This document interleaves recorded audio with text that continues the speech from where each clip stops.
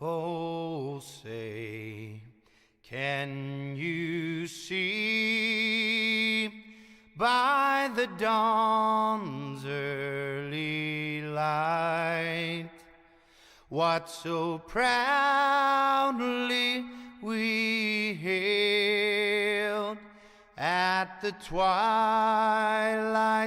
last gleaming, whose broad stripes and bright stars through the perilous fight o'er the ramparts we watched were so gallantly streaming, and the rockets' red glare, the bombs bursting in air, gave proof through the night that our flag was still there. Oh, say does that star-spangled banner yet wave o'er the land of the free and the home of the brave?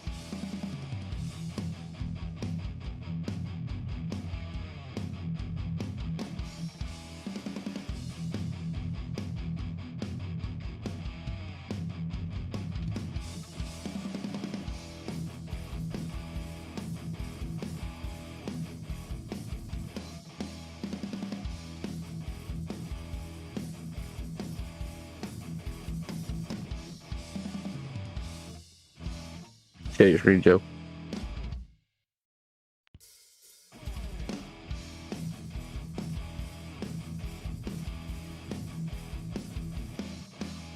You're good. I just didn't know if we were live or not. I kind of whispered.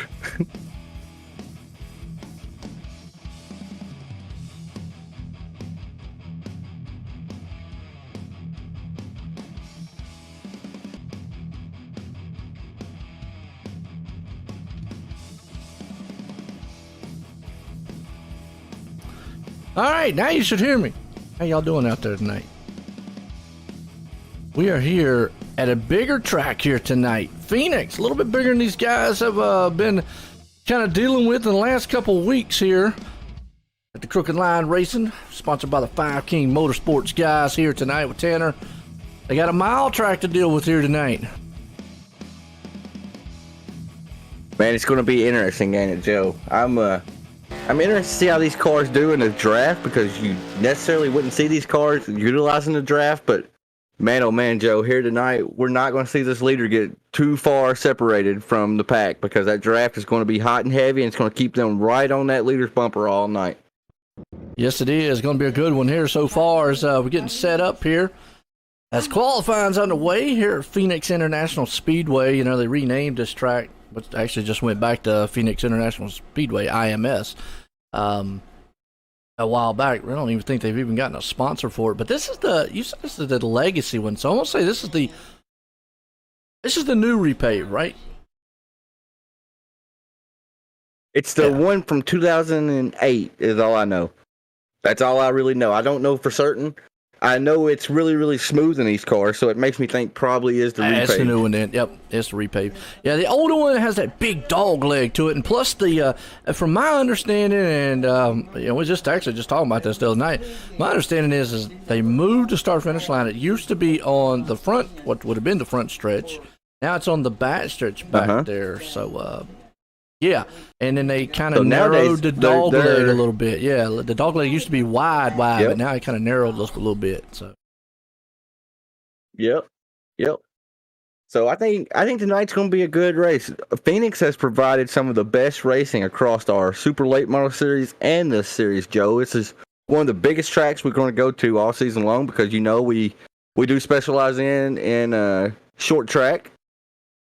So that's normally what we race on, and a mile and lean, this is maybe necessarily not a short track to people, but it really does drive like a short track. You're going to be hard on the brakes getting into turn 1 and 2. Yep. 3 and 4, not so much, but man, oh man, it's going to be a fast and fun track tonight. And I've had this conversation a million times by doing NASCAR side of stuff. I say anything a mile or less is a short track to me. I just go ahead and round it up to a mile. I know a lot of people have that. There's that old or argument of the day of 0.75 or less. You know what? I'm not going to get into all that. I just say it's a short track. So it is a bigger short track than what these guys are used to. Obviously, coming from Myrtle Beach and the Bull Ring and even Richmond. So a lot faster. I won't say. It might be faster, but I don't know if it's as it's about as wide as Richmond that they had a couple of weeks ago. So really, as far as maybe it's still a kind of a single file race to me. Well, I think that inside lane is going to be the place to be. Oh, absolutely. The only time you're going to see the outside lane even be remotely close to being able to compete is 3 and 4, because you get such a good momentum pull down the front stretch where you can kind of arc it really high. But other than that, it's going to be a bottom feeder. You're going to want to be down low tonight. I'm working right now, Joe, trying to get these drivers top 3 qualifiers in Discord. That's fine. It's easier said than done when you get a big group like this together. Well, so you talk about the top qualifier there, Tanner. I'm trying right here. That's cool. While you're doing that, you talk about the top qualifier. Thomas Axiom, remember, he won a couple weeks ago and then had a pretty good finish last week. And before he won on the one he was talking about, I just want to come out here and points race or whatnot. Then he changed his tune and said, I want to win. And lo and behold, he's won. And ever since then, he's had some good qualifying sessions. He absolutely has. I mean, he came out here he was a man on a mission whenever he came out here. He told us he was here for dubs originally. And then he kind of walked it back last week and said he wanted points. And that's right. He's got the most points a few times already. I mean, he's won one race. We haven't had a repeat winner yet. We've had 3 new winners in all 3 races. But Joe, tonight I have a feeling with the speed Thomas Axiom has shown, that might be different. He might be the first repeat winner we have here tonight. And Joe, I actually got Thomas up in the booth. Thomas, this is Tanner Marr and Joe White in the booth. You got a copy? Yes, sir. So Thomas, we were just talking about it. You came originally. You said you was here for dubs. Then you said you were here for points. You put it on pole here tonight. I'm guessing with you being the only person that walked it down into the 28s range, you like Phoenix, don't you? Yeah, I definitely like Phoenix. The thing here is going to be there's going to be no breaking away though. So no matter how fast you put down a lap, doesn't even matter because P2 is going to be right with me the entire night. So definitely going to be an interesting race. So I told Joe that just a while ago, right when we went live. I said the thing about Phoenix is these cars, you don't really talk about the draft much, but in these cars, that leader's never going to walk away from the field because the draft is so heavy. So you're starting P1 tonight, Thomas. You're looking pretty, buddy. You got any sponsor shout you want to throw out there before I send you back? We're running out of time a little bit. Yeah, quick shout out just the Bernier's Liquors. Always being on the car, looking good, and Studio 10 at the rest center for the reps. Right on, Thomas. Well, I'll get you back up to your race team, buddy, and I'll tell you like I tell you every week. I feel like I talk to you every week before these races and after these races. I'll be here at the end, maybe talking to you. Good luck. Thank you. Whoop, I kind of moved him out before he was done. I didn't mean to do that. Let me see if I can get old Nick Casey in here now, get a word with him. Nick, Casey, this is Tanner Moore, Joe White in the booth. You got a copy? Got you, Tanner. So, Nick, you came out here. You had a blazing fast practice lap compared to the field. You wasn't the fastest, but you was one of the fastest. And then you came out in qualifying and bettered that lap. So, I thought maybe the O's and the 9s were coming from the draft, but apparently you can put it in the O's and not need the draft to do that. So, coming out tonight, what's your game plan looking coming here to Legacy Phoenix? Well, I don't belong up front, man, so I'm going to play it smart, play it cool, long race, 125 laps. Hope to be there at the end. Oh, man, if you put it P2 in this type of series right here with, how competitive it is at the top, if you put the car there, you belong to be there. So you're starting P2, outside row number 1. It's going to be interesting. It's going to be hot and heavy. Draft's going to be really, really, really important tonight. So, like I told Thomas, that lead guy is never going to be able to get away from the pack tonight because of the draft. So, I'll tell you, like I told him, we'll be here at the end, Nick. Maybe we'll be talking to you. Good luck. Hey, thank you. So we hear that sometimes, Joe. We get guys in here before these pre-race, and they're like, I don't deserve to be up here. And then they come out here and they run top 3, top 5 all race. So, it's interesting when I hear that. It's either a driver's not showing their whole hands, or they truly don't feel like they should be up there. But Yeah, I'm with you on that one. Sometimes you don't really know. I mean, I've heard the term, I'm not very good at this track, or I don't like this track, and then they end up doing really well. And that sometimes hit me when I was racing.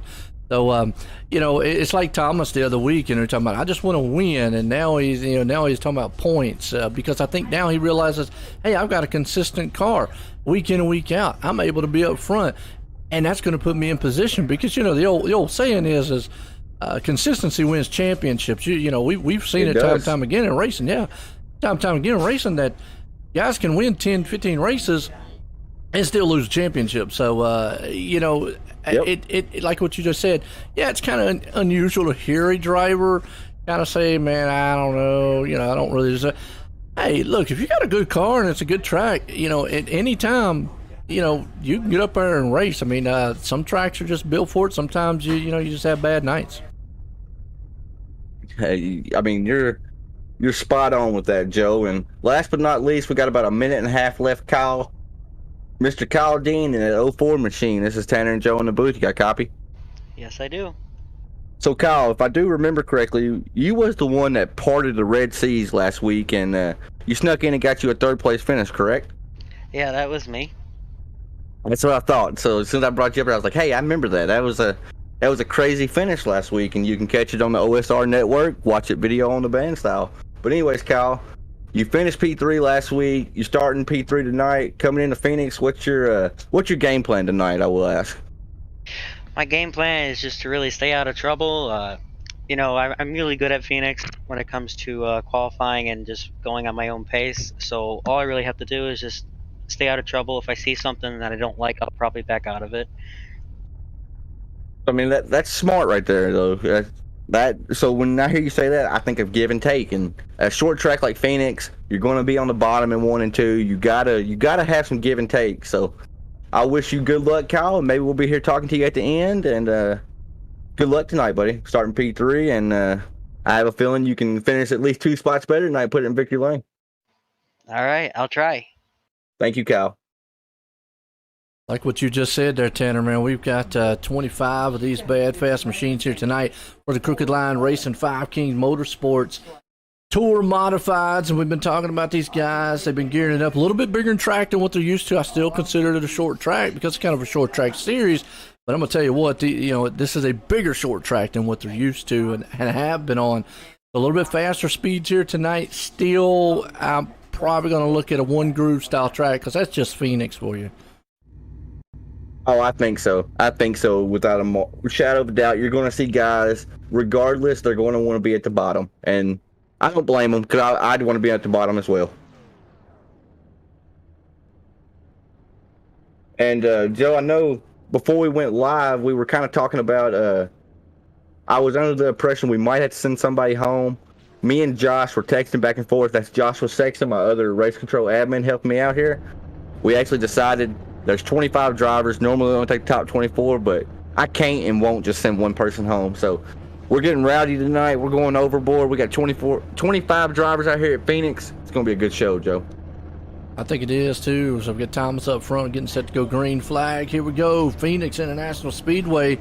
And this track, I'm gonna tell you what here, Tanner. To me, it's a double-edged sword style track. I've done on many a NASCAR races calling here, and unfortunately, it doesn't matter how good the field is. I take nothing away from any of the drivers, take nothing away from the leagues, but I've seen pro drivers, I've seen less than average drivers.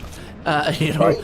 This place just produces cautions, unfortunately. Hopefully tonight's pretty good, but for some reason this place is just a kind of a demon.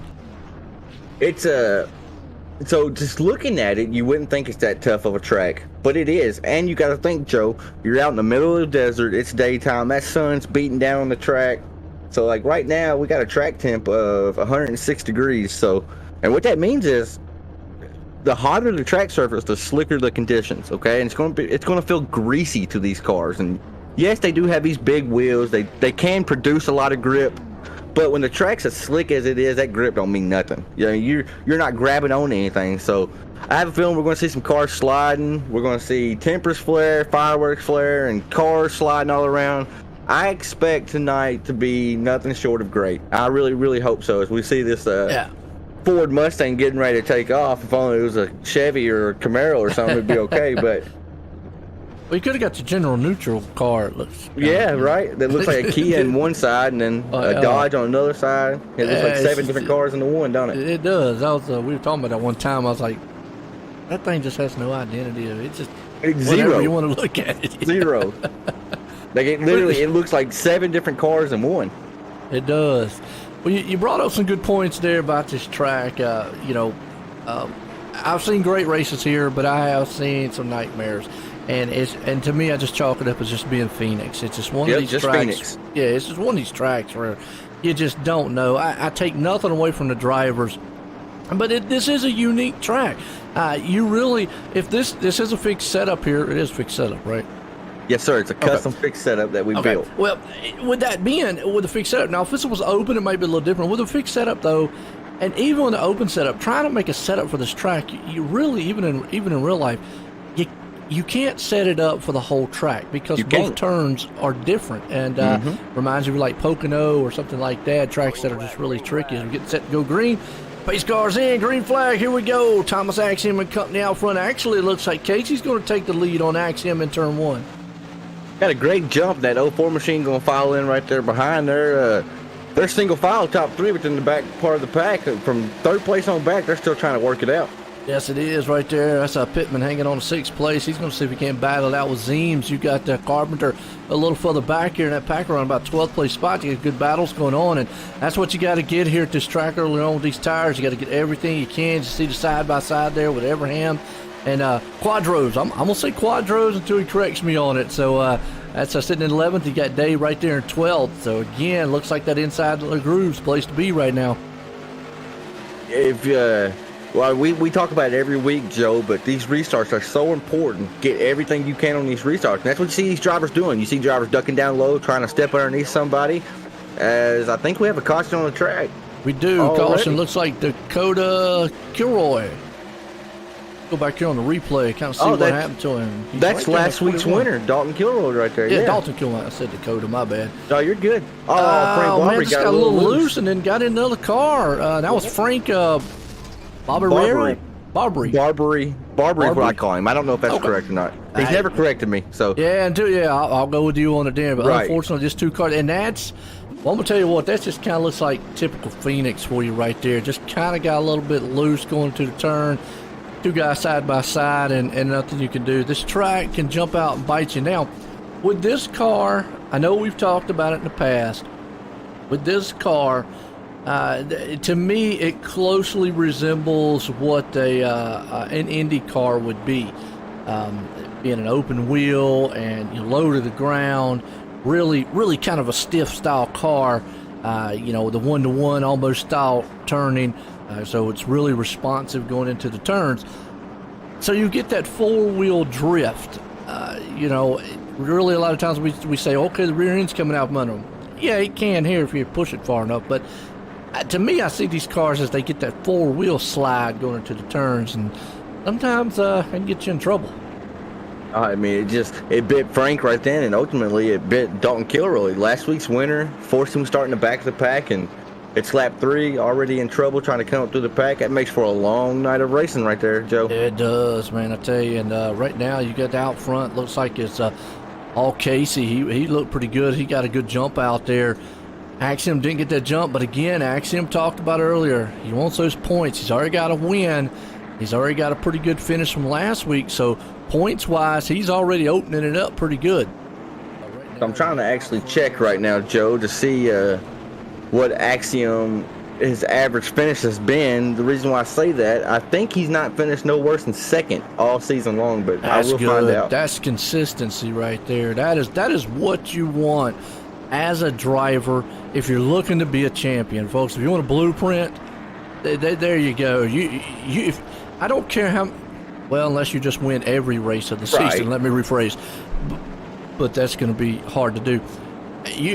Let's say even in our 15, 20 race season, even if you was to win 6, 7 races, if the guy behind you is in top 5 every race, he's going to take that championship, and that's just consistency to it. We saw it last season. So Jason Day, the number 52 out here, he actually did end up winning the championship, but that was just because double points night. He won 5 races last season out of the 12. But Zach Murphy in the 29 machine, or he was a 29 back then, he's a 24 now. Zach Murphy, he only won 1 race last season, but he never finished outside the top 5. And if you got to looking at our points last season, you're like, how in the world is Zach Murphy beating Jason? And like, he was beating him by like 20, 30 points going into the last 2 races.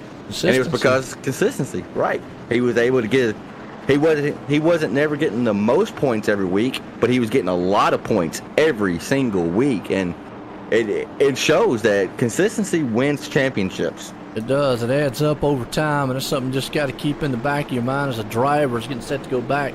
Green flag, and I know Axiom right there wants to have a good finish. You got Dean hanging on the 3rd. Casey's still out front, going double foul. Pace car lights are off, getting set to go back green here. Phoenix here tonight out in the desert. Went from the beach to the desert. What a culture shock right there. Right, I would have to right. say, wow. At least they both got some sand, but I'd much rather You be know at what? the There beach. you go. Yeah, one's got water though, doesn't it? Right, So, exactly. pace car about to duck off, take that hard left turn on pit road. Chase the Axiom up front, going to bring the crowd here to life. The green flag flies, we're back racing. And they get a little jumped up in the back, but it looks like Dean's going to get a good jump there on Axiom to the inside. Well, further on back in the pack right then, it looked like something kind of stacked up towards the front. I wasn't really watching closely, but you know, it's like an accordion effect. Whatever happens up front, it trickles its way onto the back, and there was some pretty heavy contact for the guys running in like 10th, 11th, 12th right then. So that might be something to watch as this race goes on. Yeah, you got right there, that's Tony Quadros right there. He's in 10th. He's got Lofton on his outside. Mac, I'm going to say Mac. Right Mac, there. yep. Yeah, one That's more what I Keith say. Mac right on his outside, kind of stuck to the outside. Unfortunately, when we talk about it, looks like that high lane's just not the place to be. But this is what you got to do early on with the newer tires here. Get everything you can. It leads to a little bit of aggressiveness early, but if you don't, as the run goes on, you're going to need a long green flag run, and hopefully you're better on that long run. As you see, Day's going to take that spot away, an 11th place spot here. And we've got a good battle heating up right there in front of them. So we say this a lot, that 125 laps, that seems like a very long race. And I guess in hindsight, it is a pretty long race. But when you get strapped in, Joe, you're a racer, you know. 125 laps, one good green flag run, you can chip off 80, 90 laps before you know it at one of these short tracks. So that's why we say on these restarts, you got to go. It's go time. You got to get every position that you possibly can. Well, right there, I don't know if you saw Quadros. He almost got in contact. Looks like with Zeems was on the outside. He was able to hold on to it there as those guys been racing hard. That's for the 10th place spot. And in front of him is for the Lofton and Zeems. That's for the 8th and 9th. He's also got the Day right there along with it. You see Quadros kind of caught on the outside, but here you go. Zeems down low. Might be the first person going to try that outside lane. And I'm not going to say it won't work, but I'm not seeing anybody be able to get it done tonight. If it's going to work, this will be the spot of the track right here. But I don't think it's going to. it's just fast enough to bring him back up alongside Ken Zeems here. So that's what I was talking about. So the outside lane, you can hang, but only in 3 and 4. Once you get in 1 and 2, but he made it work. He did. And you see Jason Day in a 52 machine actually looking to the high side of Ken Zeems and going to make that work as well. So maybe it's something developing here. Maybe the high side is a little bit better than what we initially thought. And it could be. I mean, after a while, tires kind of, neutralize a little bit. And obviously, the higher up the track you go, the better grip you're going to get if the tires start to be a little bit, squirrely or whatnot. So that middle to high groove could be coming in. Contact right there. Now, that's that tight push feeling that you saw Brown just have. And unfortunately, Mack was on the outside. Good, just a little bit of a love tap right there. And that's just that tightness. That car got tight and shot straight up the track. So you hit on it earlier, talking about building a setup for this track. It's really hard to build a setup. And normally, Joe, I'll give you a peek behind the curtain. If me and a team, we take about 30 minutes to an hour to build one of these sets for Tuesday nights. And we try to build them neutral, where they're not too tight, they're not too loose, And coming into this week, it took us 3 different nights of getting on together and turning laps because we could never get the car feeling great in 3 and 4 and then great in 1 and 2. So we ended up finding a decent balance, but 1 and 2 is definitely this car's weak point tonight. And they're going to be pushing up off the corner a little bit, but we tried so hard, but we could never fight that. As you see Zach Murphy in the 24 machine actually get it a little loose right there. Yeah, I saw that. The car just got kind of wiggly on him, and that's probably that tight, loose feeling. We hear drivers talking about that.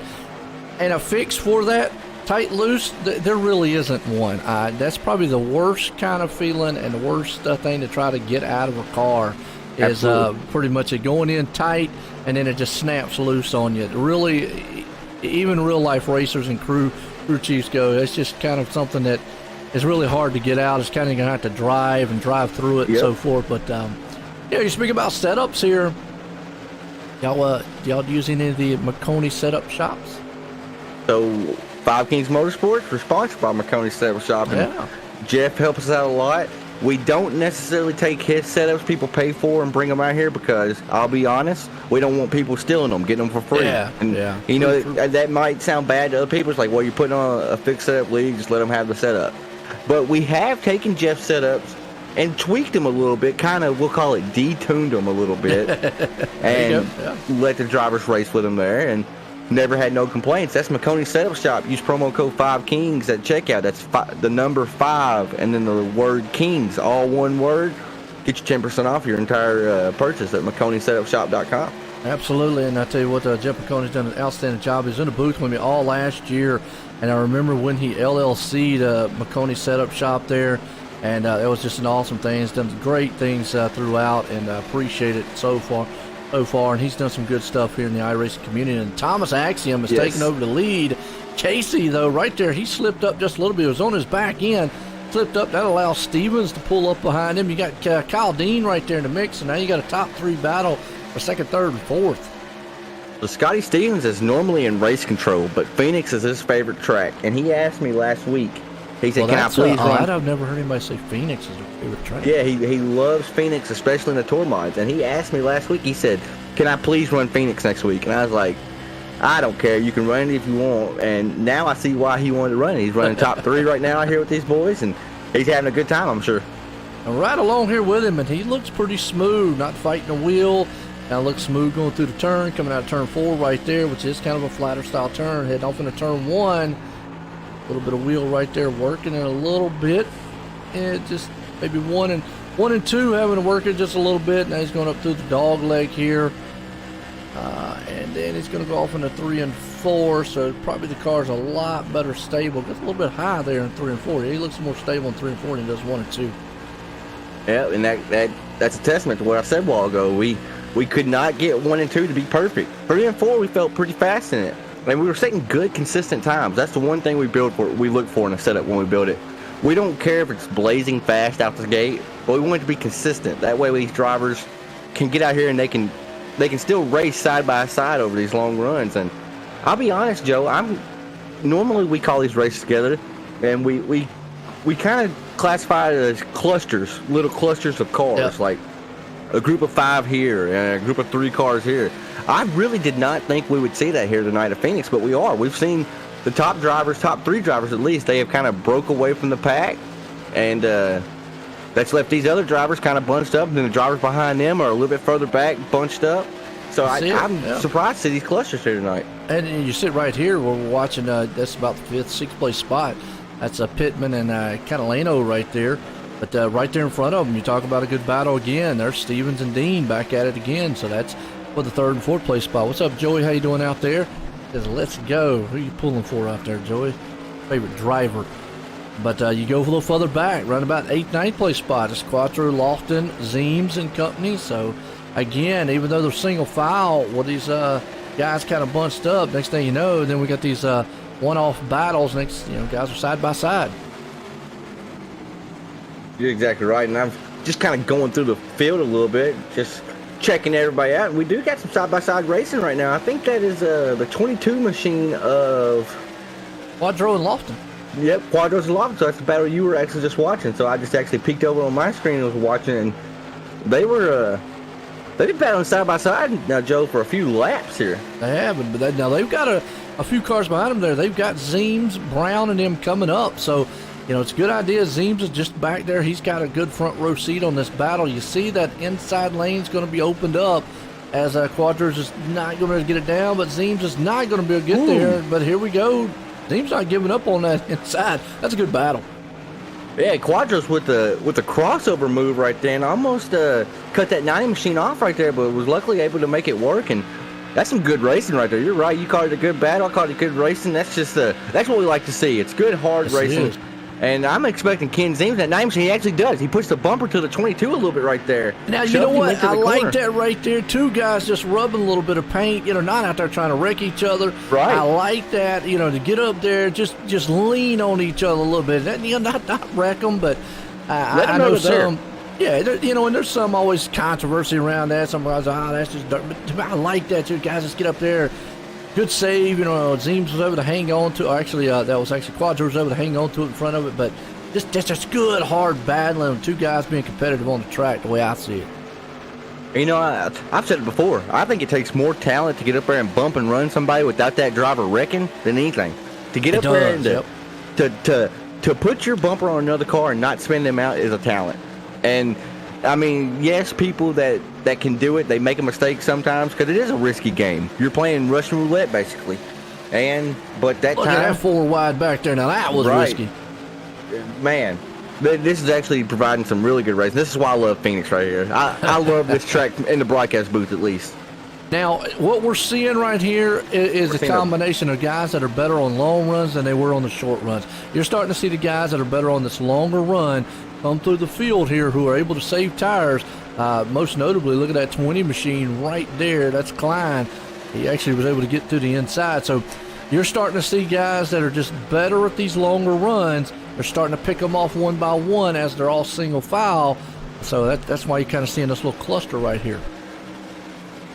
I want to give a checkup on Dalton Kilroy. So he was last week's winner. He was fourth starting the back and then got caught up with Frank Barbary. With Frank got looking at Brown too. Brown blinking an awful lot right there. Yeah, so I just wrote Joshua Sexton and said, please keep an eye on Brown. Let him know he's blinking. So and he looks like he pulled off good sportsmanship on his end there. Don't want to cause an incident and whatnot. That sucks for his point, because you want to be out there racing. You can't control your internet. Nope. You can pay your internet bill. You can try to do everything on your end, but ultimately it's in the ISP, the internet side. And to be blinking like that, it stinks, but great sportsmanship if he was able to pull it off the track right there. I always talk about there's some things out of your control, Mother Nature, internet. And we are on a virtual world, folks. We kind of chalk it up as a battery issue or tire issue. In real life, you just never know if your motor's going to blow. But it's just some things you can't control. Even on the broadcast side of stuff, I've had bad nights to where, there's nothing I can do. Like you just said. Believe me, I've had my battles with the internet company a lot. But looks like Casey now has moved back up on the back end of Axiom here on this long run. Is he going to try to see if he can't get up here and, maybe kind of make Thomas mirror drive a little bit and maybe make him make a mistake and get around him? And that's what you want right here. When you're able to get up on that leader's bumper fill up his mirror as much as you can, because that can force that driver to make a mistake. Why? Because he's looking in his mirror going into a corner versus looking at his windshield. And now Thomas Axiom, he's a veteran driver, Joe, but even veterans make mistakes, and that's what old Casey in that 20, is it the 86? I can't tell. The 86 machine, he wants that driver in that 13 machine, Thomas Axiom, to make a mistake. He does. Right now looking pretty good. You see Casey right there on his back end and trying to do everything he can. He just, like you said, he wants Thomas to make that mistake back there. He's going to harass him as much as he can. Just got to maybe hold right there. He's following in his tire tracks. He's actually doing a little bit different line, though, in both corners of the track, in turn 1 and 2, and then 3 and 4. And I'm also noticing what you were hitting on earlier, that four-wheel slide. So you're not really seeing the rear of the car step out. You're seeing the whole car kind of angle off. And these drivers are starting to battle with some loose issues. Yeah, he is. Thomas still hanging on to that lead, but boy, he has got Casey right there on his back deck lid. I don't know. One little slip up by Axiom, and Casey's going to be close there. enough to him now, Joe. He is hooked on to him. He's close enough to him now. He knows what he ate for dinner earlier. I mean, he's right there on his back bumper. Good run between the two. You see Axiom, Casey right there. It's a battle for the lead. Thomas goes a little bit high. Casey's going to peek to the inside, but this is a good little battle heating up here. Now, when does Casey try to make that move? Does he ride it out to the competition caution coming at lap 50, or does he try to get that lead, let him have the control on the restart that we know is coming at lap 50? We have a competition caution coming then, so it's interesting to see right here what he chooses to do. When is the competition caution? What lap we got it on? It will be following on lap 50, so we're on 35 right now, coming to 36. So we got about 15 or so laps. So we got the competition caution coming at lap 50. All right now looking good. Like I said, out front, two guys been battling it out. Thomas Axiom and Casey right there along with each other. Having them a good hard battle up front. Tell you what, Mr. Third Place right now, Kyle Dean, he wants to see these two drivers get side by side and start racing, because if you notice, he's slowly but surely inching his way closer, and Nick Casey is super loose right there. My, oh my. Casey back on. But yeah, Casey right there. Third place is... Dean's closing in. Yeah, look at that. We sliding that thing around there a little bit. Yeah, he is. He is getting up there with him. Normally, they're closing in with Stevens, tires, too. Joe, you know. Stevens is closing in, too. So this might be a 2-wide battle turned to 5-wide battle. I mean, yes, it is. These They other don't drivers watch trying to out. close it in. So if Casey knows this, at one point does he go, all right, when do I make that move to try to jump around Axiom here, or try, because I got Dean now, and look at that, dirt tracking it. Well, I allow Steven to move in, and actually Steven might try to just dive on the inside, take that third place away. This is the battle right here, going in 3 and 4. Scotty Stevens on the inside of Kyle Dean. Kyle Dean's really, really high. They are both dirt tracking that car, Joe. Yeah, right. Able to You make see it the work. tires going away, but man, Kyle really wheeling that machine. That thing is just all over the place. So kind of tells us here at lap, well, it's about 39 right now. And already these guys are, kind of having a few issues with the rear end and tires. Like you said, just going to the field here, looking, got a few battles. Just nose to tail. Your biggest pack is back here around about 14th, 15th place spot, where you got Lofton and Raymond hanging on to each other. But he's still just being patient at this point. So Number when we 2. come to Phoenix, Joe, we always come to the new configuration with the open dog leg, Yep. where you can drive all the way down to the wall, and that's provided some great 3-4 wide racing. And so the drivers voted, they wanted to come to Legacy, give it a try, but I think I'm sold on the new Phoenix configuration, being up in the booth. I think it provides some great action when when them drivers come off turn 2 and they dive down that apron really far, I think it makes it really interesting. We got side by side with Catalano in the 04, so Catalano's throwing his name up in the hat. I think it is Catalano. Well, you got you got Dean right there, and actually Catalano's a little further on back. It's actually a lap car. Just went around. Catalano, yeah, Catalano's back there in the 5th. He's a good solid 3 seconds off of Dean right there on the 4th place machine. As you see, Dean is falling off the pace just a little bit. See, Stevens was able to take that 3rd place spot away, and still, Axiom was able to increase that lead by 0.6 over Casey.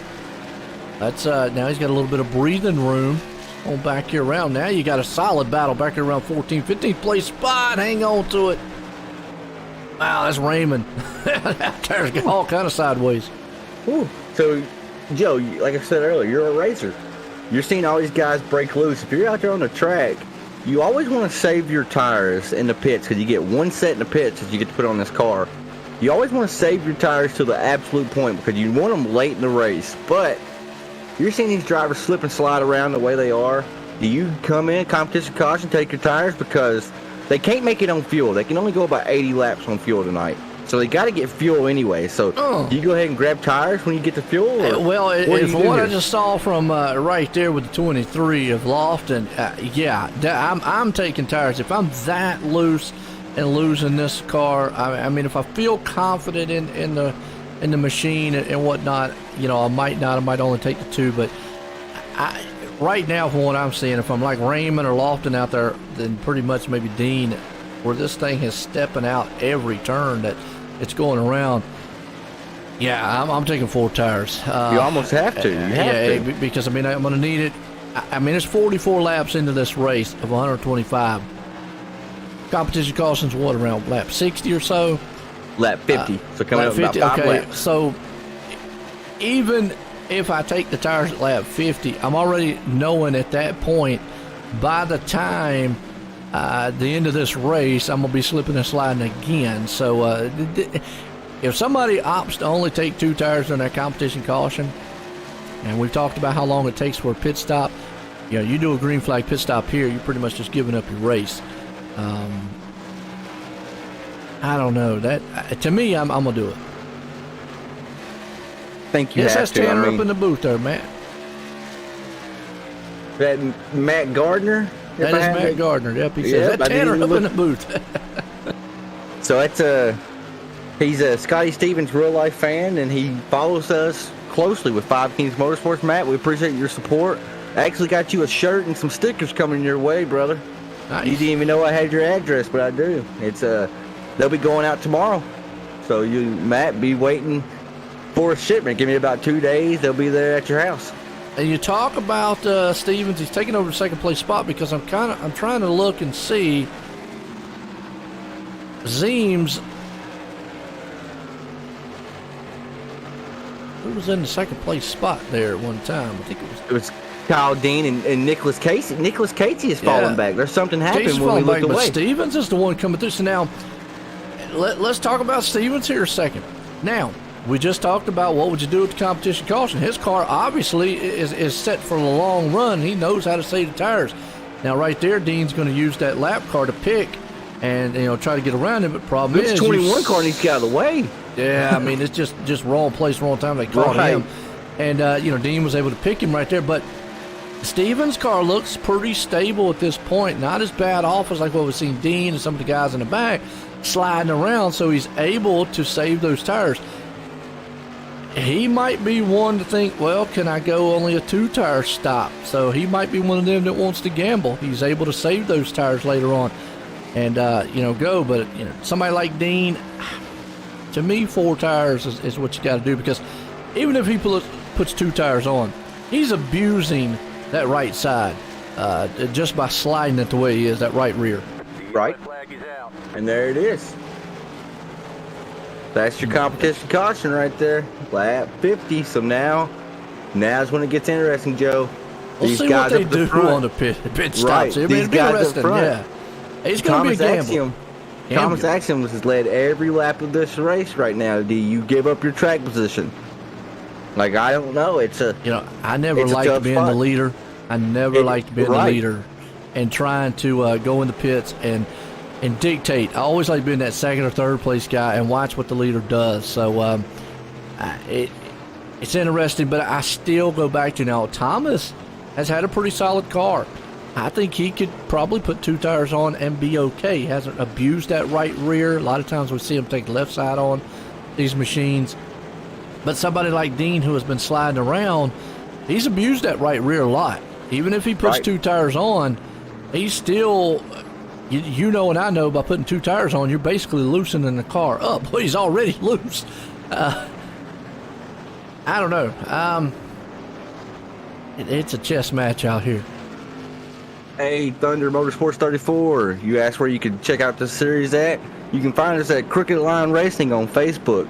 I just typed it up in the chat too, and it's a fun series, bro. I mean, it's a tough series, really competitive, but these drivers. Yeah, now you can put the link in the chat because I just put you as a moderator. So there you go. Oh, okay. All right. Let's see. So you'll be able to put the link in there now to. You'll be able to put the link in there to you straight to Facebook, Twitter. I call it Tweeter, but Facebook now to it to be able to get you hooked up. We're gonna watch here, see what these guys do. Stevens in pit road. Did not catch if he put tires on. I'm trying to watch, but I don't you see know that what car I'm gonna going do? up. I'm gonna pull Stevens up here with us real quick. If I see him, and Go ahead. just if Well, he's Dean did take 4 tires. Dean took 4 tires. I saw his pit stop right in front of him, the 04 there. Axiom, I'm going to say took 4. I'm going to say they all took 4 tires. It was 26 lap times. You got Axiom. Now, the only one who did not is Frank up front. He had a 6-second stop. But remember, Frank got caught up in that wreck early. Right. And he pitted on lap 3. So he might have had, newer tires early on. So, now he's coming back on pit road now, so he's probably going to opt, maybe just wanted to lead a lap. But yeah, I think all the top runners there put 4 tires on. Scotty Stevens, a little mid-race interview. You got Matt Gardner pulling for you right now, brother, in the YouTube commentary chat. Scotty, this is Tanner and Joe in the booth. You got a copy? I got you. Man, you've been strong all race. And I gave him a peek behind the curtain. You said you wanted to race Phoenix. You normally do race control, and I was like, have at it. Go race. And look at you. You're willing that machine. I think you have something for Axiom up front. How you thinking about halfway through the race here? Or coming up on halfway? I think I do. I didn't take tires. I hope these guys didn't take tires. I didn't think the tire fall off was that bad. Yes. We started off running flats. I think I finished up running 4s or 5s there. The draft is huge, so as long as you keep tires up under it, you can keep up with these top guys. Maybe a caution will fly about lap 80. We'll get some fresh rubber. Just be careful, Scotty, because you know track position's key, and a lot of them did take tires right there. I don't know if they took 2 or 4. I was trying to get you up in the booth and get a chat Dean with you did take quick. 4 there, so just give you a heads up on that, Stevens. I know Dean took 4, saw him right in front of him. That is interesting there as we get to back green there, Stevens, not taking tires, so but you did have Scotty a good look. Car, it looks solid. Yep, you're looking straight. I can tell you one thing. After 50 laps, it was sliding all over the place. So Yeah. these guys running 75 laps on one set of tires, it's going to be brutal. Good All right, luck. Scotty, I'll get you back down your race team, buddy. Good luck from the 5 Kings Motorsports banner, Scotty Stevens. Thanks, guys. Well, Tanner, I tell you, that's a gamble. He said he didn't take tires. I didn't think I saw that car getting jacked up, so he's going to be on a long set of tires out there now. His didn't look as slip and sliding, but you got to get, like you said, it's Dean and those. I know Dean took 4 tires. I didn't get a chance to see what Axiom took as pace car drops off. So we're going to see what newer tires versus older tires look like out here as Axiom gets a good jump on the green flag here. And we'll see if Dean's going to just be able to pull him in, head off into the turn, or if he's going to think about losing. You just see right there, Stevens, that car got slick going into the turn. So I got a feeling maybe those older tires. But here comes Casey on the inside of Dean for a battle. Oh, and Kyle Dean's going to break completely loose. I don't know if he's going to save that machine or not. Oh, and he got it. And Stevens nowhere to go and got it back. No. Stevens upside down, and he is Stevens going for a ride. I hope he's not in VR because we got to go back and look at that one more time. I'm pulling him back now because I know he's mad now. Oh, my goodness. You can't make this up, folks. Let's go back. Scotty Scotty, censor Kyle right yourself. here. We're watching the replay. Hold on. Kyle went back here, and you just saw Dean just got sideways, just overdrove the turn. Stevens nowhere to go, just right there in it, and then he got hit. Was upside down, got hit again, goodness. upside down, and then I always say, looks like a dead turtle on the track. Yeah, just upside down right there. But unfortunately, wrong place, wrong time. Just one of those wrecks. Just Dean was just now. That's a product of something we don't talk about a lot. In iRacing, the tire model that they have is almost like real tires. Got to let those pressures build up. They're cold. They're slick. You got to give them a lap or so. Dean could have overdrove those tires going to the turn. You just saw it right there. It got sideways. Man, oh man. I had Scotty up here, but he moved himself out. I know he's not happy right now. He is. Well, I will tell you this, Tanner. That's usually the thing that I don't like doing is bringing a guy up right after. I wanted to talk. I knew he'd give us something comedy because he's funny as can be, but it may have been too fresh right there. He'll come back up here. I know he will, but yeah, and that's is something I tough usually break. let him calm down a lot on right. and whatnot. Just See, wrong Scotty's place, wrong time. I mean, really, just Right, wrong place. right. Nothing. I mean, there's really nothing that Stevens could have done right there, just to try to get out of the way. And Kyle really didn't do anything wrong in himself Nothing either. I wrong. mean, he just Nothing wrong. overdrove the turn. Nobody hit him. Just overdrove that turn. I'm gonna chalk that up to.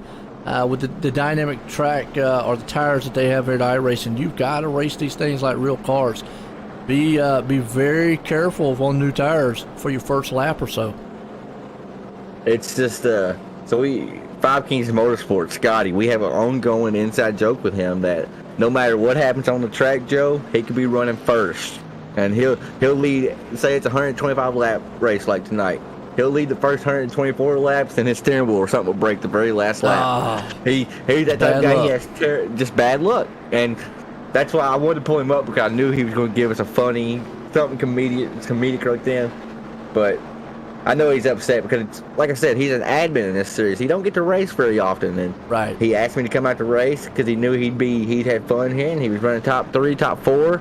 And just like you said, Kyle Dean did nothing wrong there. Just got loose. It happens to everybody. It does. Just ultimately nowhere to go. And that's the thing right there. I mean, as far as Axiom and Dean, I don't really fault Dean on that. I mean, he just pretty much guys I know, Matt's like Rubbins Racing, which Dean just looks like he just overdrove that turn and overdrove it and then just lost the rear end. And unfortunately, this is a narrow track and there's really no place to go. And Stevens just, again, product of wrong place. And then from there on, you just saw accordion effect. And I've said it before, it's very hard to slow one of these cars down. I do some dirt track racing, broadcast those. It's like ice with them. Here, I'd say it's like rain. I mean, try to slow down one of these big cars with a lot of speed on them. You're exactly right. These and the brakes on these. So one of the first nights you ever came in and started broadcasting the series, you hopped in a driver's channel. You were hearing me kind of coach the Five Kings drivers, Yep. and I was saying don't use a lot of brakes, and it's because the brakes in these cars are not very good at all. I don't know why it is, but like you just said right then, you can flat foot one of these brakes, and it's going to slow you down, yes, but it's not like it would in a NASCAR and like that. You can't really lock these tires up, is what I'm trying to say. Yeah. Pace car's in, ducks off. Here we go. It's been all Axiom out front. He's got Casey right there behind him. Axiom gets a good jump. Here comes on the inside, Catalano. He's going to see if he can't get up to the second place. Is he going to drive that thing hard to the inside of Casey? Casey's going to hold it at the top. You got Kilroy. Remember Dalton earlier in the race? He got caught up in a mishap. He's back up to fourth now, last week's winner. I didn't even think about this till I checked my phone. So Dalton and Frank, the two guys that got into it, it was like lap 3, I do believe. They got into it last week as well, and I told you then when they got into it that's going to make an interesting team meeting because they're teammates, and then they come out here and they get into it again tonight. Now, granted, this one was a little bit different. You couldn't help it, but it's just funny that they seem to have that magnet between each other. They do, and you see Kilroy right there. I hope I'm saying his name right. You are. Kilroy, okay, he is on the inside. Now, the one thing that messed up Steven, and I know we talked about Dalton earlier on, he got caught up in a wreck, and look at him, he's up to third, and everybody's like, well, wait a minute, Steven, you do have one fast fix. The problem what happened here with Steven is he had the toe, and where he had the toe at, obviously he's going to put him, a couple laps down. So if he wouldn't have had the toe and could have got back on pit road under that caution, he could have used that fast fix and got back there and still been in a competitive nature here tonight. But unfortunately, the toe is what's going to mess him up. And that's the difference you see with Dalton here back in the mix of trying to, maybe win this thing or have a good finish here tonight, as opposed to Stevens, unfortunately, just getting caught up in the mishap earlier. And you see right there, what's a good battle, though, between those three. Starting to notice our second place driver, Catalino blinking a little bit. Catalano, he's blinking pretty bad, and so we always try to let it work itself out, because like we said a while ago, it's internet, anything can happen. But drivers are starting to complain about it, so we're keeping an eye on it. So I'm trying racing too. I mean, sometimes it could be right. It's they have the. Folks are on the Tuesday night. Obviously, they got the big Coca-Cola race running and all that stuff. You like the Coca-Cola side of things. I don't really watch it too much, but you don't watch it. I don't really. I thought with you being a NASCAR guy, you'd like watching it. So I started watching it this season. I'll be honest with you, I really. Oh, yellow's out. Catalano. Now remember, there's a few Catalanos out here. There's Timmy. Trevor, Tyler. Okay. My bad. I was just thinking about the one up front, but Timmy's the one in the back there. Let's go back on the replay, see what happened to him. He's in that 21 machine, and again, same thing with Dean. Just lost it going into the turn. Just lost it. Wow. Now remember, overdriving. I don't know if you remember when I told you this or not. I think it was like 2 weeks ago. The whole Catalano family, they're real famous up in the Northeast for being modified drivers. And the reason why I know that, I got done calling one of these races, went laid down with my fiance, and was just flipping through the TV channels, and ended up on NBCSN, the channel. And nice. It was a modified race up at Stafford. And I saw all the Catalano brothers out there racing on the ticker. That is awesome. So it's cool having that group of guys here. So Trevor up front, he's lightning fast in real life. He wins all the time. And so Timmy right there, he's one of the younger ones, I think. I think he's only like 12 or 13 years old, but they already got him in a modified. So the future's bright for the Catalano family, if I had to guess. It was Kilroy, not Kilroy. Okay, I got you. And the only reason I think I'm saying Kilroy is because of the OE on the end. And again, folks, I apologize. Hey, look. I call him Kilroy, and he's my teammate. And I catch myself every now and then, and I say Kilroy, or Kilroy, and then Kilroy. But he's never ever corrected me, and I've talked to him for a year now, and he's never ever actually corrected me. So I really don't know exactly how. Some drivers, man, they're really like, hey, good, cool. I've had some that have just went, ballistic over it. I mean, and I apologize. I tried to get them, right. And I tell people out there, look, I love what I'm doing here. I love doing the broadcast. I'm not an NBC, Fox kind of announcer, right, or anything like that. I'm no professional style guy, and my English is not the best in the world. Okay, I'm a Southern guy, I'm an older dude, and so when it comes to names, sometimes I'm a little bit off on how I say them, and I do try to get them right over the course of time. But you brought up something earlier there. You asked me on the NASCAR side of things. I've watched NASCAR since I was way back in the early 80s.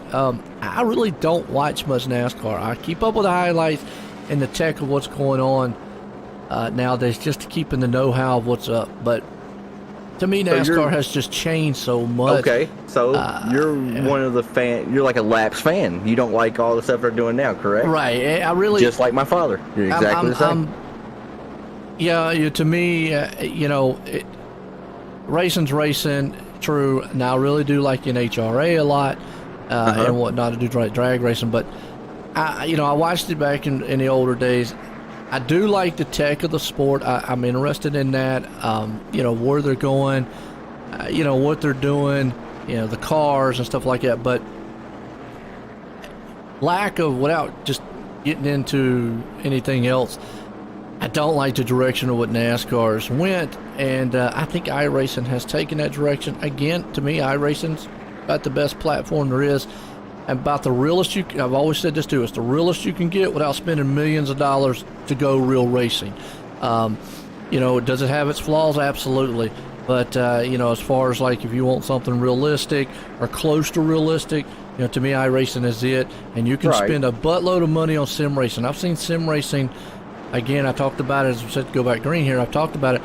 I started way back in even earlier than that, but 94 when Papyrus came out, and everybody talks about the 2003 Papyrus, which is what the iRacing platform is built on. But from what they've been able to do with sim equipment and stuff like that, it is amazing over the years, and it really is cool. I still just don't care to sit back and watch it. I enjoy the broadcast stuff like I do here. I enjoy what these leagues, I enjoy what these drivers do. I do talk to some of the pro drivers. I have talked to them. I have broadcast a lot of races and stuff like that. But for me to sit down and watch it, it's not on my deals. We go back green. Actually, I'm right here, and Catalano sitting there in second. Casey sitting up in third. Lofton back and forth. We got a good battle here between Klein and Zeems. So you see drivers now. It's we talked about it earlier. I mean, these races are not a long race, and you see that now as these we're coming in on lap 70 here, Joe. There were some drivers jumping 3 wide towards the back of the pack trying to get some positions. But I got an interesting question I want to ask you because I've talked to my dad about it also. This next gen car they're pulling in, have you tried it on iRacing? I have not tried it on iRacing, and I have looked at the tech, and I know what NASCAR's trying to do with it. And that's the thing where I kind of keep up with what things are. Not to get too far off the subject is I see what NASCAR with these road courses. I'm a big road course guy. I love GT3 cars. I know a lot of the tech in those cars are very technically sound cars. They're like what Indy and Grand Prix cars are. They are building that next-gen car to be more of a road race machine other than the oval. NASCAR will always stay with oval, but watch out. In the coming years, they're going to implement a lot more road racing because that next-gen car is built primarily for that. When they're going to independent rear suspension, where they can change half bodies, they're going to sequential shifters and all that stuff inside those cars. That's a road course car. That is a road course style. It's basically a stock body GT3 machine. Exactly. And, you know, it just stems from that, and hopefully it works out in the long run. We'll just have to see. You never know. But I have not tried it on iRacing. I've heard mixed reviews about it. Some like it, some don't. It's terrible. I'm not a fan. I'm not a fan of super speedway racing. I'm not a fan of just flat out on 1.5 miles. And I haven't found a track yet. You got to lift. So wow. Okay. But you know what? To talk about that repave here again, you see a good battle here for Thomas Axiom and Catalano right there with them. But you talk about that repave here. They're talking about Atlanta, and there was a big controversy over it. Talking about how they're going to repave it, and now it's just going to be a pack style mentality style race. And as we're under caution, a huge one in the back here. We got Jason Raymond back on the replay here and see what happened to him. He is in the 44 machine right there on the top side. Oh, just looked like the 31, and he just basically wrong place again, wrong time, and then was that Stevens? Oh my goodness! No, that was Brown. My bad. Brown and Brad Carpenter just got involved. Somebody came in there. Yeah, somebody came in there going 190,000 miles per hour. It looked like just no way to stop. So, but I've had you talking about here. Tanner, I've had some guys tell me, say, Joe, me, you ought to start a podcast, talk about some things like that in NASCAR. Well, I'm so busy with the broadcasting side of things. I love doing this here. I've said this a minute. When the fun goes away of me doing the broadcasting on iRacing, I quit because I don't really need to do it. I do it because I enjoy it. I enjoy doing this. I've done it now for about 4 or 5 years. I've seen the explosion of broadcasters come and go. I've seen leagues come and go, and it's just kind of as the world turns, basically circle. Enjoy the fans out there. I think that's one advantage we have that real life announcers don't, is I can interact with the fan. I love family members out there. You talk about your grandpa. Matter of fact, you want to bring some good news about what your grandpa today. Was this your grandpa? That's what you said? Yep, it's my grandpa. So I call him Papa. Papa, I know you're watching right now. I love you. And got news that had to go to the hospital. He was having trouble with his foot, so he would just be walking, and all of a sudden his foot just, like when we take steps, right, we just walk. We don't think about it, but his foot was getting to where it just wasn't doing what his brain was telling him. And the way he explained it to us was, It was like his brain wasn't He communicating diabetic? with his foot. He diabetic? Not diabetic. Really? And Wow. so he been in and out of doctors for about a month now, month and a half, and it's just gotten progressively worse where it happens a lot more often. So finally got admitted to the hospital last night, and they thought it could be Parkinson.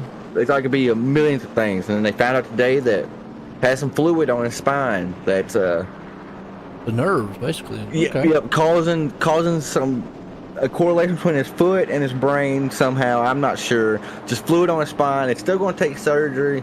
So, Pop, I know you're watching. I love y'all. Love you, Grandma. Love you, Nana.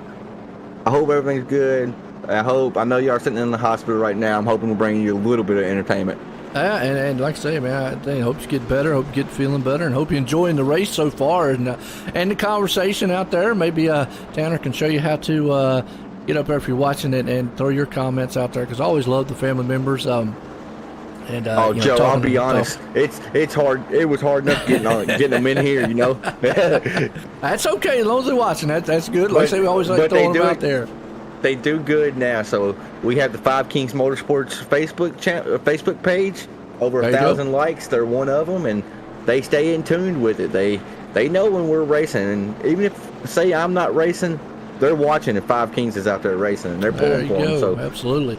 Talk about nice. Five Kings Motorsports. Check them out on Twitch too. I know they're out there on Twitch. Check them out, Five Kings Motorsports. Live right now. You can get a perspective of a driver's perspective view. Now, obviously, I'll say viewer discretion advised. We keep it a more family show up here and all that.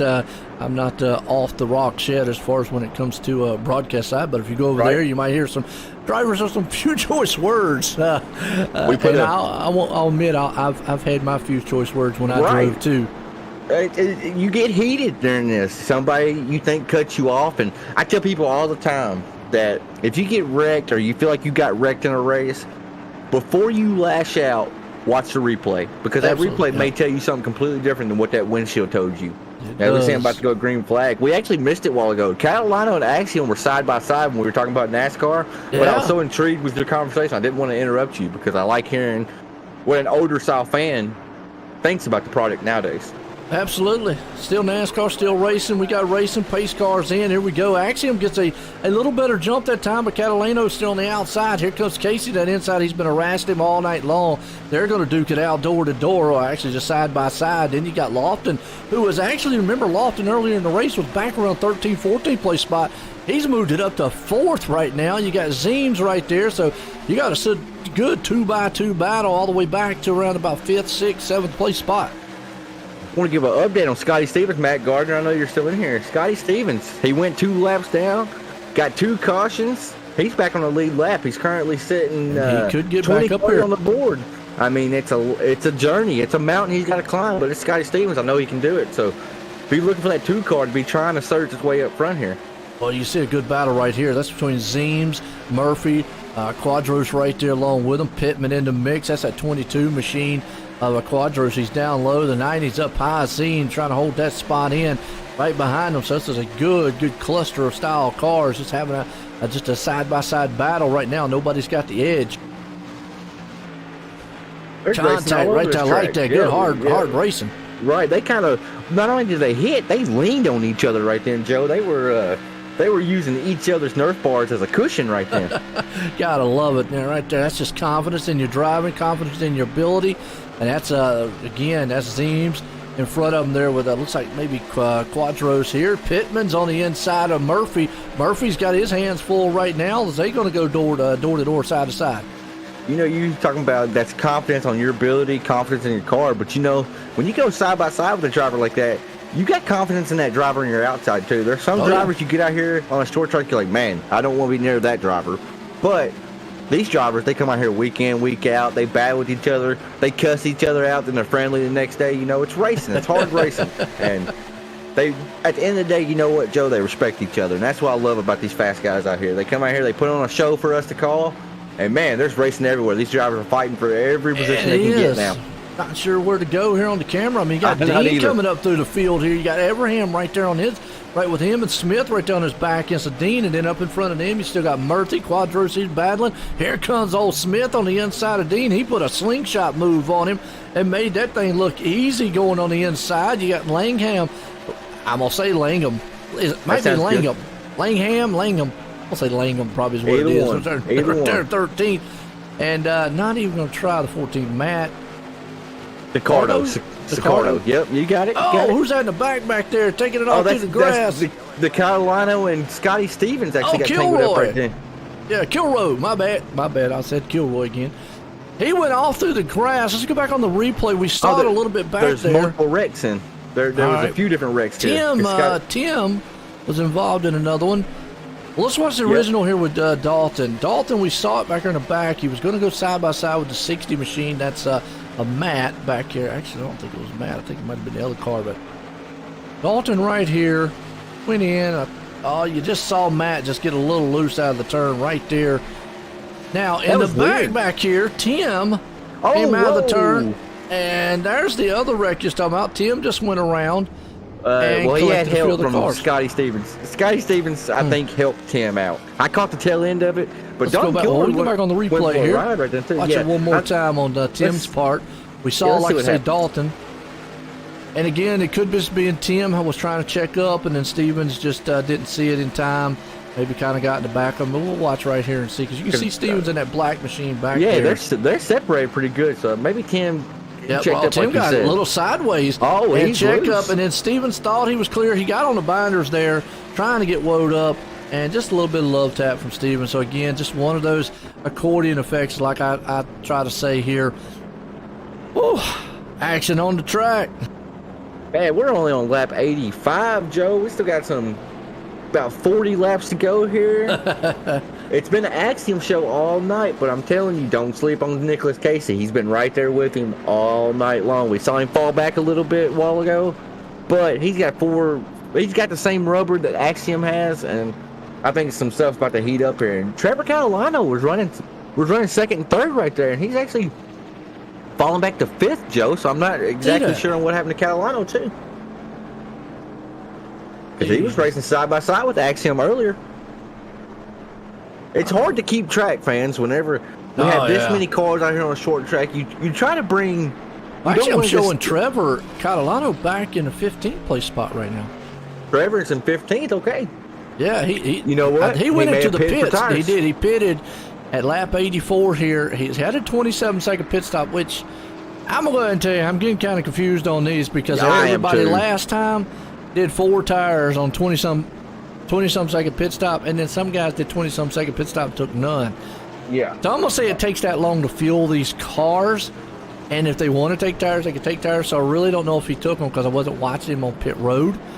But actually, we could.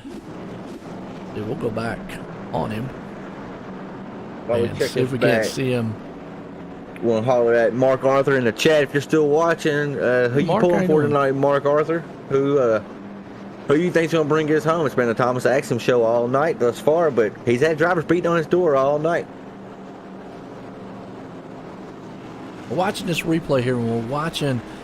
Wait a minute. I went on Tyler. My bad. We wanted. Trevor. We can't go back to Trevor. You're still good. Trevor. There he is. Trevor Catalano. He's on. Like- He is taking some tires. He took some right side. Let's see if he takes The some car's lefts. jacked up. Let's see if he takes those lefts. Nope. Yep, there he goes. So he took Yep, 4 there he tires. Okay, so he's on 4 tires. We'll see if it benefits him. He's going to come out here in 15th here on this restart. So he could be one to keep an eye on here. He's got time to do it. He's going to... patience. There's a word we haven't used tonight. Right. Going to have a little patience because he might be a little faster than a lot of them guys in front. Yes, he's got to be urgent, but you got to be aggressive and patient at the same time. Kind of don't go together, but That's words you don't use together, but you're going to have to tonight. no As that doubt. pace car makes that hard left turn on the pit road, Thomas Axiom making them wait this time. They kind of door bang each other, and they give Thomas a great jump. Kind of caught Nicholas sleeping there a little bit. That's going to allow the 23 machine of Lofton to get to the inside. We have a caution already on the track. Oh, let's Right? see what we got Yeah, we in the did. back. Yeah. Yep, we got, looks like Scotty Stevens in the back here. Let's go back. I got a feeling that was Scotty causing maybe just a Stevens. little bit of a checkup going on. Yep, they bumped it, checked up, and then Scotty, nothing he could do. He just got hit from behind and then just got shot upside down. He ended like a turtle again. That's twice tonight, Scotty. I know you're going to watch this broadcast back. I love you, buddy, but Parker, you've been on your list twice tonight. The luck's not on your side, buddy. That's a tough Some break. nights it happens, and I go back to Phoenix being one of these tracks. For some reason, this track, I said it before we even started. I take nothing away from these drivers, take nothing away from the league, but this track sometimes can just breed cautions. For some reason, it's just Phoenix. Cautions breed cautions too, Joe. Matt said he's pulling for whoever just changed tires. Yeah, that's what old Mr. Mark Arthur said. I told him that's cheating. You know, we couldn't allow that. We needed an actual name because we can't do it. We'll give people the commentary curse if we. You know what I'll say? Here's what I always say when they ask me, "Well, who you pulling for?" Whoever the guy wins. Right. It's very safe that way. It is. I'm telling you. Hey, you talk about the broadcast curse. As many times I get excited, start talking about a guy, next thing I know he hits the wall, and I'm going. It's very, very real, and you wouldn't think it is, but if I was to say, Joe, who you think's gonna win this race, and you threw out a name, I'd put all my money down. Wheels will fall off. Right, I'd put all my money down. That guy's not gonna win that race. I've had that happen. Just how it works. It's crazy. It's funny. It's funny you bring that up because it happens we got one guy that always his name Roger Craig, good guy. He's actually one of the owners of the league at the dirt side. Man, I get really excited. And he knows he's an older gentleman.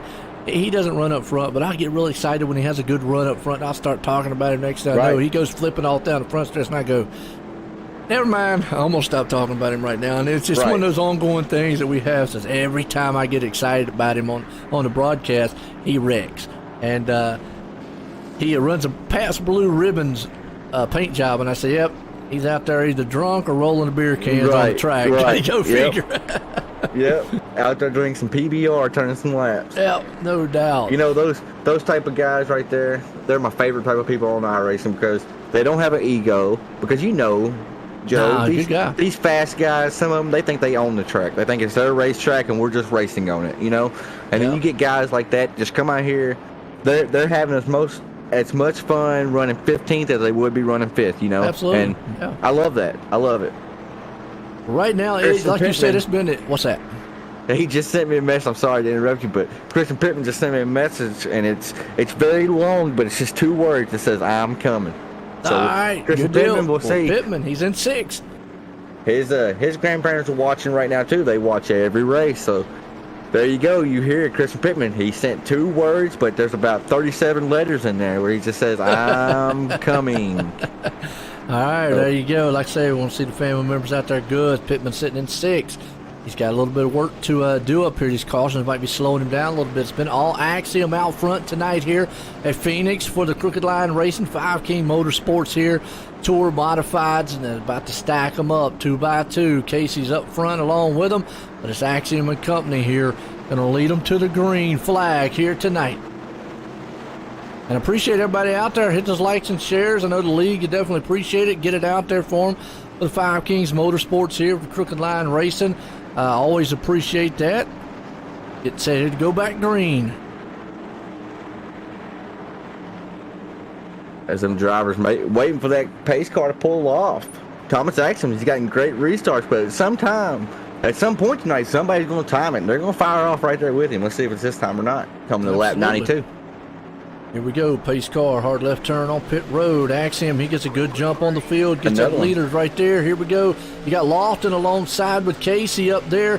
On the inside behind him's Klein and Quadros. Here comes Pittman. He talked about it. He's on the move. He is on the inside. He's on the outside right now.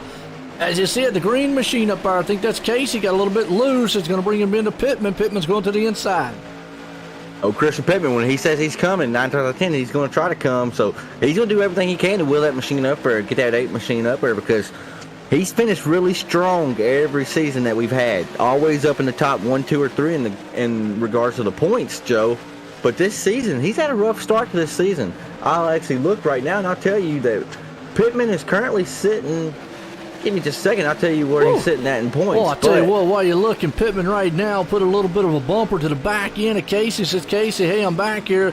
let him know. Up top, out of shape. There's Klein. He's going to go way off the pace and lose a lot of position. Puts Pittman up the fourth. Casey's still right there, so a good battle behind him. Quadros and Murphy's going to duke it out door to door. Side-by-side action going down the front stretch. But yes, Christian Pittman currently sitting P15 in the points. That's the lowest he's ever been. So I know he's feeling the pressure now, and I know that because he told me. And he's wanting to bounce back. And what you need whenever you're having a rough start to the season, you just need that one momentum race and just to flip things around. That's what he's looking for right here in that 8 machine. We said the same thing with old Axiom a couple of weeks ago when he won. That might have been the stepping stone that he needed to get his season turned around, because it started off not like he wanted to, and now it has been. This is a good, solid battle right here, a neck and neck between Murphy and Quadros as they're duking it out, and you see Abraham behind them.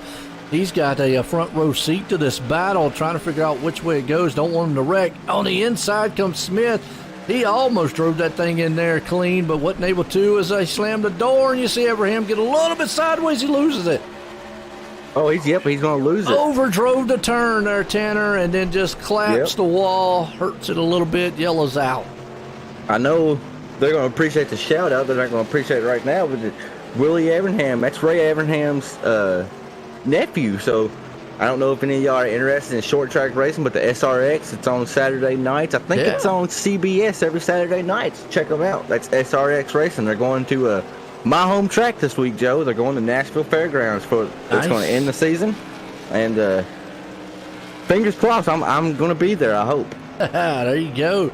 Well, like I say, it was doing good. Just got up there. Just got a little squirrely on the inside, unfortunately hit the wall, but he was actually having a good run. We've seen it all night long, kind of overdriving those turns, and these cars can just step out from under you.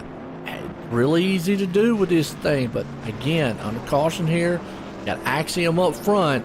Now, the one thing this is helping is guys who haven't taken those tires or took them, maybe later on earlier in the race, these cautions actually are helping them a little bit here later.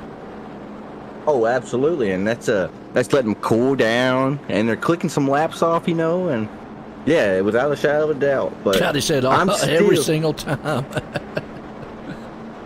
It happens, Scotty.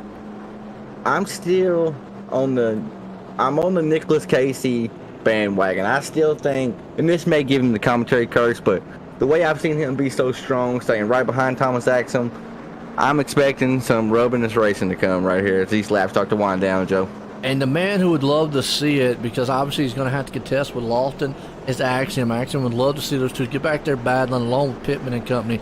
And he would love to get a longer green-style run, probably stretch his lead out, make those guys use up their tires back there, and bring this thing on out to green. But again, it's Phoenix, and it's just one of these things.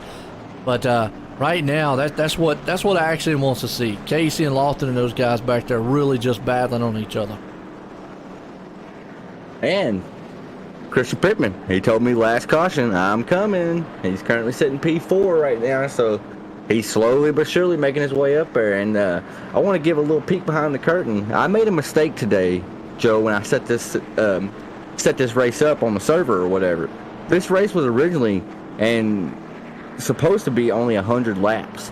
I didn't think about it and put it our normal distance of 125, so if I would have done my job correctly, Thomas Axiom would be winning this race in one more lap. But we're going 125 laps, and what they don't know won't hurt them, I guess, right? Yeah, there you go. Sometimes throw a little wrench in the bucket, or so to speak. But yes, old Matt out there said, they know you're a Ford driver, guy, and if you drove a Toyota,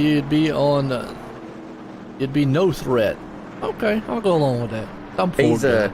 He's throwing shades at me because I was in a Toyota last night, or 2 nights ago, and got wrecked out. He's kind of throwing some shade at me. I got you, Matt. I got the correlation.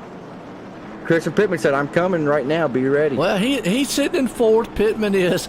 He's got two other fast drivers in front of him there, Casey and Lofton, to get around, and we've seen those two guys battling with each other. Don't count Murphy and Quadro, those guys back there out either, so it's going to be interesting. Now, if we look at pit-wise, Pittman pitted at lap 65. Not sure. I believe he might have took some tires there without us knowing right off the top of the bat. But he pitted at lap 65, so he's on a lower bit. If he did take tires, he's on newer tires than what the guys in front of him are, because they pitted at lap 51.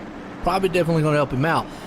You got guys like Catalano, who pitted at 84, Carpenter at 74, Day at 74. So they're on, if they pitted and got new tires, they're on a lot newer tires. So it is definitely going to be interesting, nonetheless, to see if the tires make a difference. Sometimes they do. Sometimes we get into that, like we said last week, where it's just basically a position style track. And, track position. Yep. Yeah, and Axiom's shown that all night, but he gets that jump by being the leader as we're getting set to go back green. He's slowing them down this time. He's making them wait a little bit longer. He spun the tires. Oh, second place.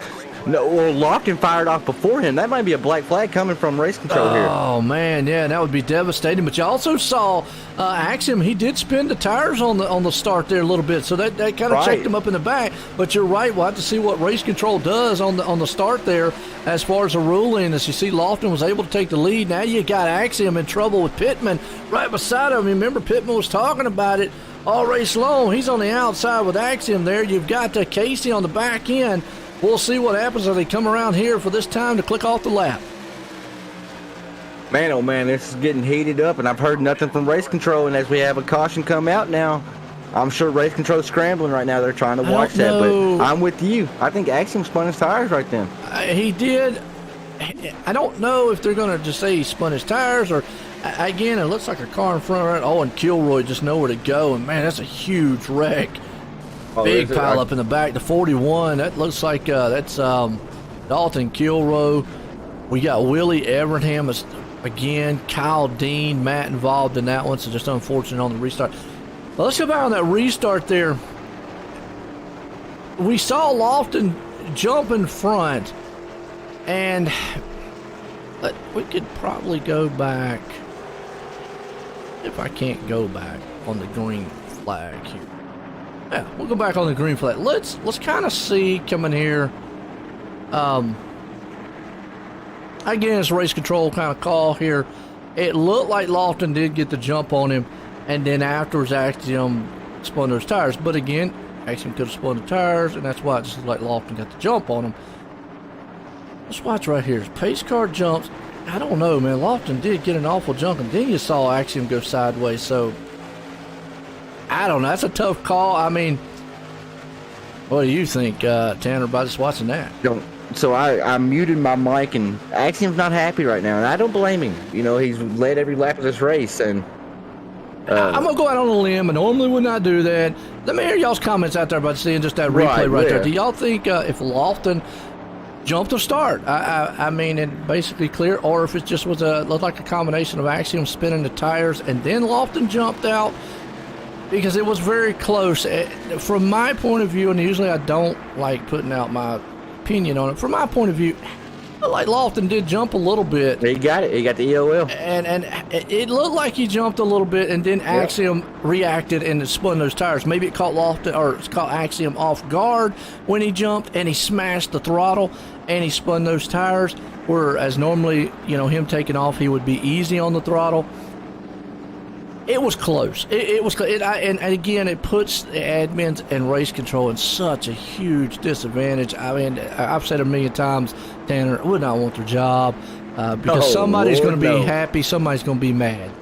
You know what I tell them? I've told them before when they say that there's always somebody mad at them, and our whole game plan is try to make the majority happy. Because you can't make everybody happy. No, you can't. Brian Lofton was actually given an EOL right there. And so race control, they watched it, and they said they didn't want to, but it was clear as day that Lofton jumped it, and Axiom just reacted to it. It looked like what happened was Lofton kind of jumped, and instead of Axiom easing on the throttle, he just smashed the gas, and then it kind of spun those tires. He was reacting to kind of Lofton on his outside. As normally he would probably ease into the throttle and go.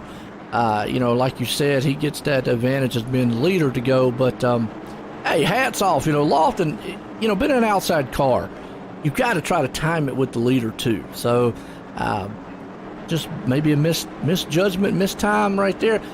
Now, I'm not going to say his race is over with, but boy, now he's got an uphill battle. Hey, you're absolutely right. These laps are clicking off, and they're clicking off Which we're fast. I 20 know to he's had go. a few cautions. Yeah, he's going to have to really come through the field and maybe he have wants some to be a man on a cautions. mission. Yeah, he's going to have some cautions on his side, but well, that puts Pittman up there. You said he was coming. He's right there. Pittman was harassing Axiom on that last restart. You got Casey, Quadros, Murphy, and also it's going to be interesting on this finish. But again, what do y'all feel out there? I mean, yeah, we already knew who's got the UL, but what do y'all feel out there in the chat? Always interesting to hear how y'all feel about on that restart there. Kind of interesting to see. I noticed nobody saying anything. Normally, I wouldn't say nothing because then the driver's going to come back, blah, blah, mad. If I'm race control, I'm not touching that one. I'm not touching that one. I'm gonna let the driver sort that one out. Ever how they see fit. That's a tough one to call. It was a tough one, but hey, at the end of the day, if you go black and white, Lofton beat Axiom to the line when he's not supposed to, and that's just the rule. Rules. Here we go. Pace cars out, and you see Pittman right there. Unfortunately, he's going to drop back behind him, but he's going to see if he can't take him on. Now, Pittman was able to clear the two cars behind him, are Quattro and Casey, as Catalano behind him.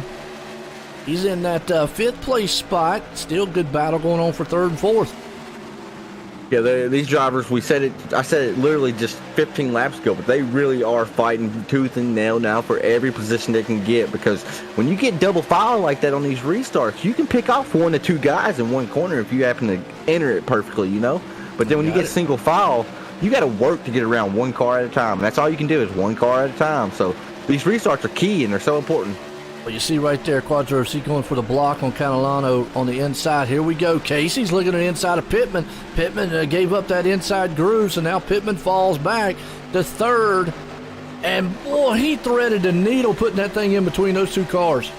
Yes, he did. He was trying to do the crossover move, but Casey ultimately had too much momentum coming off that corner right there. And you see, now Pittman's getting hounded by the 22 machine, but not able to actually get all the way underneath him. Pittman has his hands full right now. Oh, and we have another caution out of the race. Yeah, Tyler Catalano in the back here. Let's see. He's in that white machine down low. He's got 23 because Matt and Jonathan. Oh, and he just got loose, and the next thing from there is, and again, another car upside down. I think that's Jonathan who just went upside down. Yep. We've seen so many turtles tonight. The guys are getting launched tonight. I tell you, I hope they ain't in VR. Right, yeah, that's a stomach ache coming right there. Absolutely. Well, laps winding down. We're at lap 16 here. Yep, lap 16 here tonight. Phoenix International Speedway. It's been Thomas Axiom out front. Our Crooked Line Racing 5 King Motorsports, who are modifieds, and Phoenix unfortunately has been out here biting a couple of these guys tonight. It's just been almost a tale of two races. We had a caution lap 3, but then we went to the competition caution without cautions. But then after that comp caution, the old cliche saying rings true: cautions breed cautions. Yes, it does. Out front, looking pretty good. Axiom right now, along with Casey, Pittman, Quadros, Catalano. They're in the top 5. Let's see who's cracked the top 10. Zeems is the man on the top 10 spot. Lofton is still back there in 15th. He's able to move up just a little bit. Not too much, but he might be able to crack the top 10 before this one's over with. We'll have to see. Before we get the 1 to go signal from the pace car lights turn off, I want to give a shout out to BAM Racing Videos. That's BAM Racing Videos over on YouTube.com. Search them up. If you like sim racing, short track racing, I promise you he's your one-stop shop for real life short track racing. He travels basically across the entire United States, but he stays mainly in the Charlotte area, but southeast. He goes up to Stafford at times and stuff like that. So he travels around to all these big local short tracks, whether it's asphalt or dirt, it don't matter. He's closing in. He's getting close to 4,000 subscribers. Let's get him that final push. Yeah. Let's push him up to 4K subscribers. And shoot him a comment. Let him know Five Kings Motorsports and OSR Network sent you.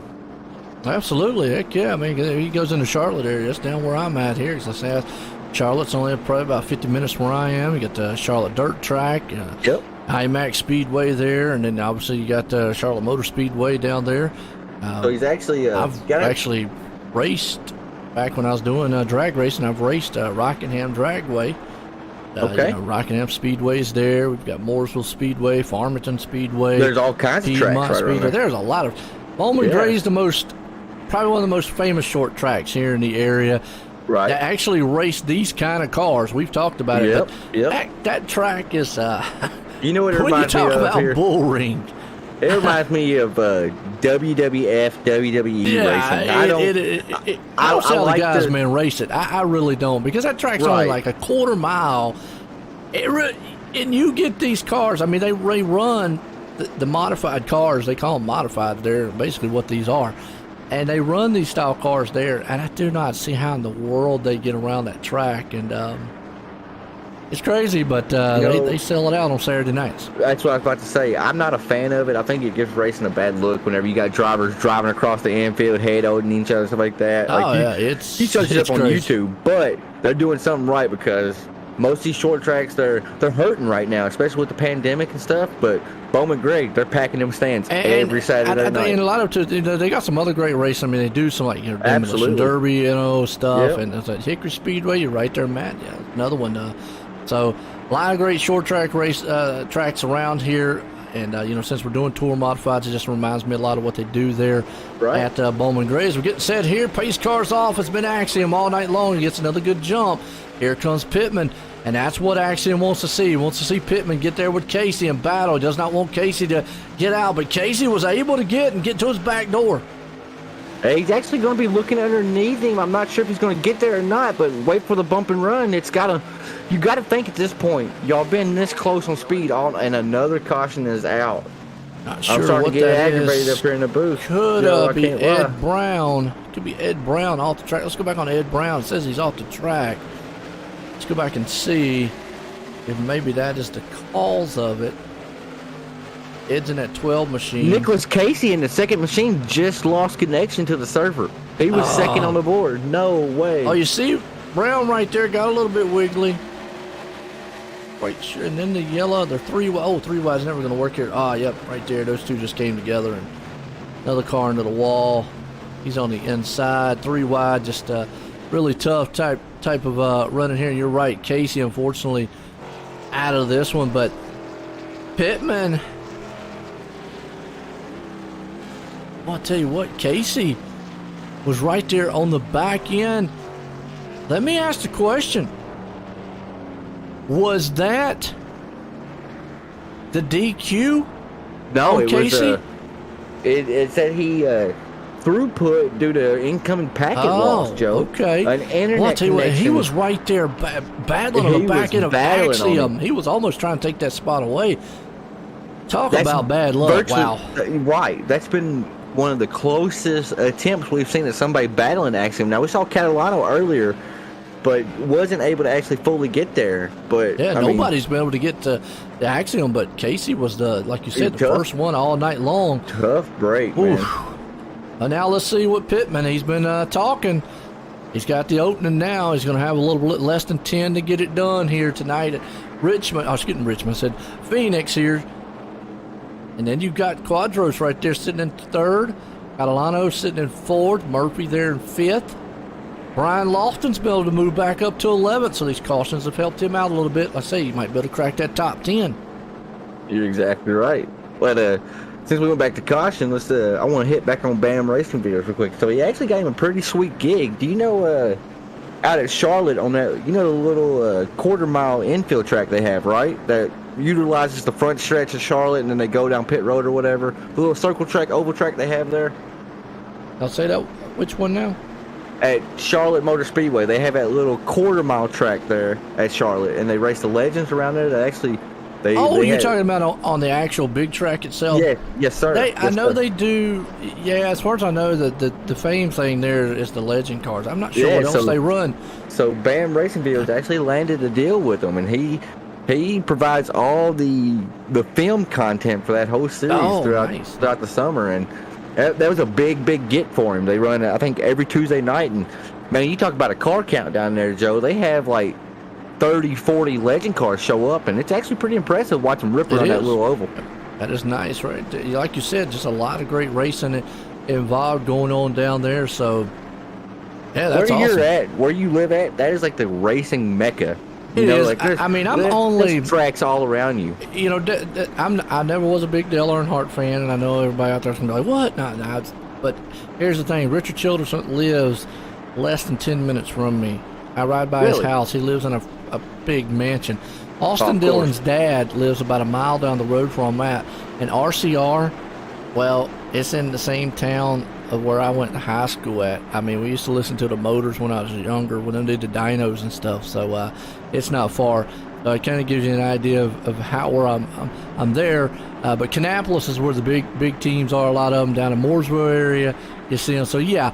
As far as NASCAR, it's like we was talking about earlier. It's kind of unusual when I said I don't really watch it much like I used to, but I am sitting in the heart of the NASCAR country, so to speak. You're in the heart of it. Yeah, Richard Childress has a huge mansion. He has a winery, vineyard, and all that stuff. So, green flag, back at it. Axiom out front. Can Pittman get it done here? So right here, Axiom's trying to become the first repeat winner of the series so far. This is round number 4. We've had 3 different winners. Pittman hasn't had him a win yet. He's had some tough luck all race. We got some slight contact behind them drivers. So yeah, that's Catalano, and looks like Smith, Murphy. Them guys been heating it up back here. That's where around about the 3rd, 4th, 5th place spots. You got Day back here in the 7th place. So good side by side, and sideways. Hang on to it.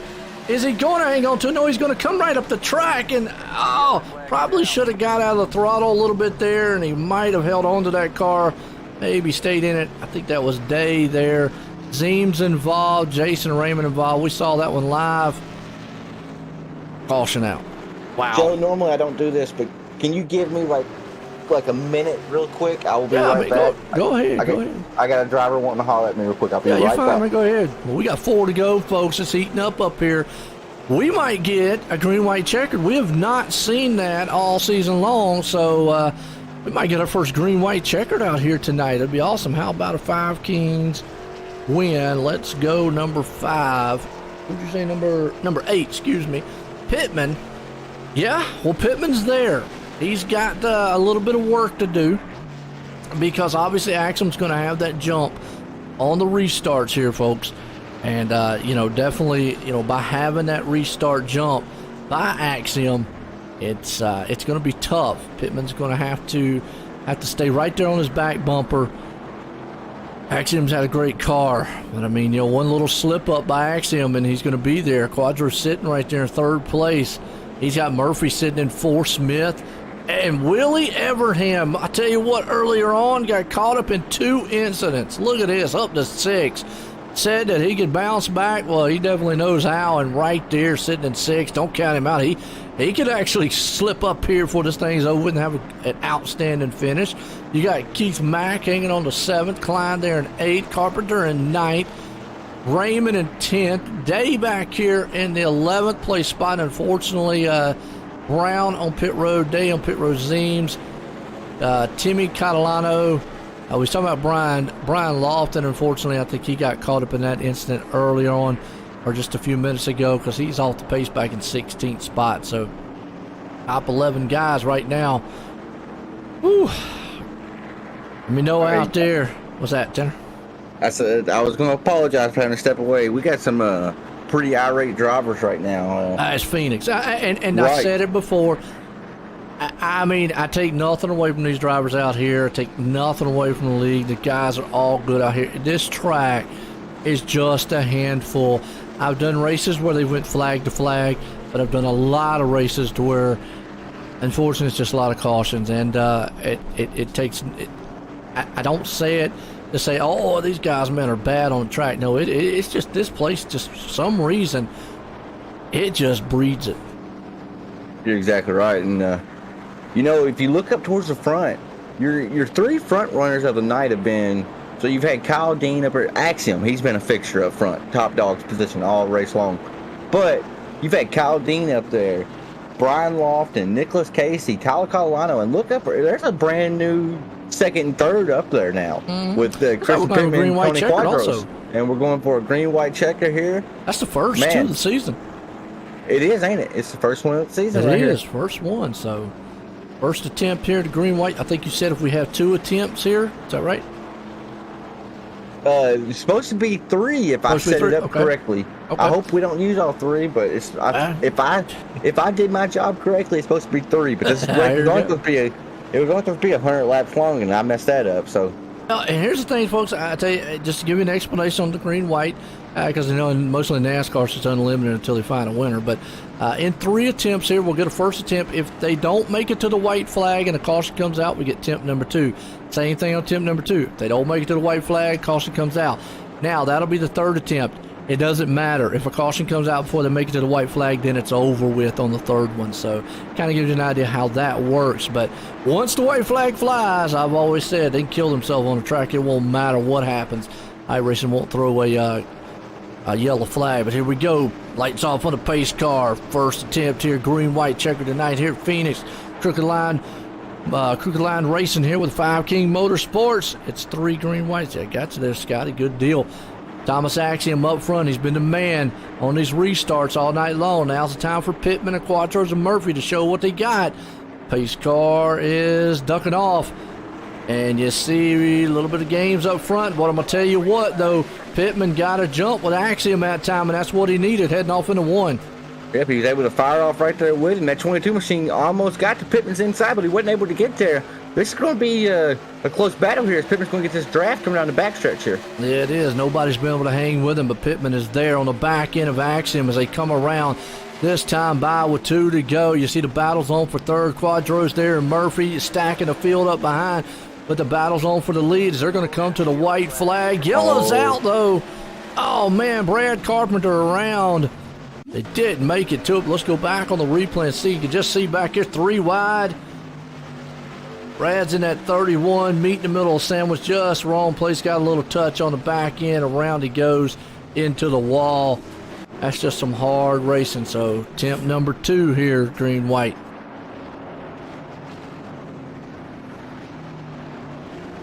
Pittman got a good start on, or a good jump on that one with Axiom. He did. He was able to fire off right there with him.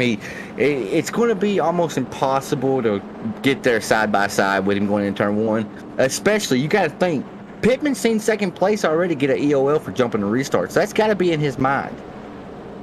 So he's got to be thinking, I can't jump this because I don't want to go from being 2nd to being 22nd, So that's another thing. But does he use...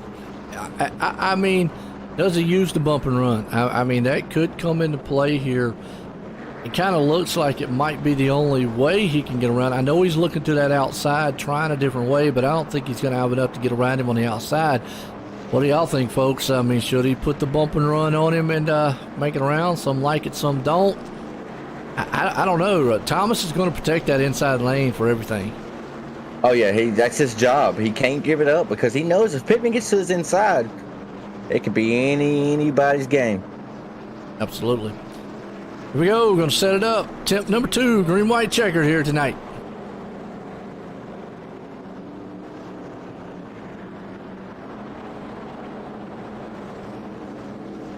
I love it. Short track racing here. Tour modifieds. 5 King Motorsports. Like I say, check them out over there on the Twitch style channel. Check them out on Facebook. Appreciate everybody tuning in here tonight. OnlineSimRacingNetwork.com. Your home for fun and exciting sim racing. Check us out at OSR Network on Facebook. Appreciate everybody out there on the YouTube side of things. Hit the likes and shares. We're getting set here. Absolutely. Green-white checker. Attempt number 2.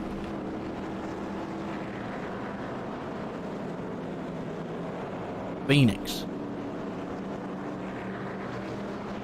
Interesting to see how many drivers after this one say they like this place. Right. So the first start of the race was good, but man, this second part of it has gotten annoying. This is going to be the longest race of the season here. Normally we're in and out of here in about an hour. I feel like Crooked Line Race's going to owe OSR Network some more money. They're taking so long out here, man. Sometimes it happens, sometimes it don't. I mean, you just never know on some of these. Do whatever you have to do to win. Hey, And Matt, you know, I'm all for it. Don't wreck the guy, but I'm all for that bump and run. And I think it's got to be in the back of the mind of Pittman. I know he probably don't want to, but again, unless he can just get that run and make action, make a mistake, get on the inside of him, because I just don't know if that outside is going to be enough for him to pass. Even if he got there on the outside, I don't know if he's going to have enough to pass him. I think Axum's is too fast. I think he has And the proven tires all are night. just not there too. I just Right, don't the think tires are just not there, and Axum has just been. He's been on point all night from the restarts to turn 1 and 2 to turn 3 and 4. He's been on point. He's not had to compete very much, except whenever Lofton jumped to restart. No. I mean, Here we go. other than that, it's been an Axum show. So this 13 machine, it's going to be interesting. Can the 13.8.2 is about to duke it out here one more time at Phoenix Motor Speedway? It may be called. I'm not sure. Phoenix Raceway, something like that. ISM, something. ISM, Phoenix International Motorsports. There we go. Yeah. I did get it right. Yeah. Tip number 2, green, white, checkered. Like I said, Axiom all night long, trying to be the first repeat winner here in the season. Pace cars in. Axiom gets a good jump. Pittman's there with him, and spinning contact. the tires. Well, that was actually a spinning tires, and I think, boy, that really clambered a huge one in the back. We just saw it right there. What happened there was basically just a spinning of the tires. Willie Evernham again involved, but yeah, just right there. You saw the two spun the tires, got into each other. Next thing from there, nowhere to go. Everybody's just upside down. Huge crash on the front stretch, and that's just old tires. We saw that earlier in the race. You cannot hammer down on older set of tires. These things will come out from under you. So this is attempt number 3. What's going to happen here, folks? If it goes yellow this time, Axiom's going to win it if he's out front. There will be no more attempts. So this is our last and final attempt here. Last attempt. I'm actually getting pretty aggravated up in the booth. I had to mute myself and tell them that this is pretty sad right here, but you know, what can I do? I'm not holding the wheel. It's been a good race, though. I mean, the guys have put on a good show. It's just one of these tracks, and a lot of like what we just saw right there is a product of running out here for a long time on older tires and just getting a little bit overzealous. There's a good word to use, and getting on the gas a little bit too hard, and it's a narrow track. Once you get on the gas, out of shape, guys, man, just nowhere to go. It's Phoenix. I don't know. It's Phoenix. I mean, take nothing away from these drivers. They definitely have put on some good stuff. Short track racing. Hope y'all have enjoyed it. I know Axiom has. Definitely. Because right now, he's the man out front controlling this field. And it goes, if it goes off yellow this time, Axiom's going to be like, well, I'll take it.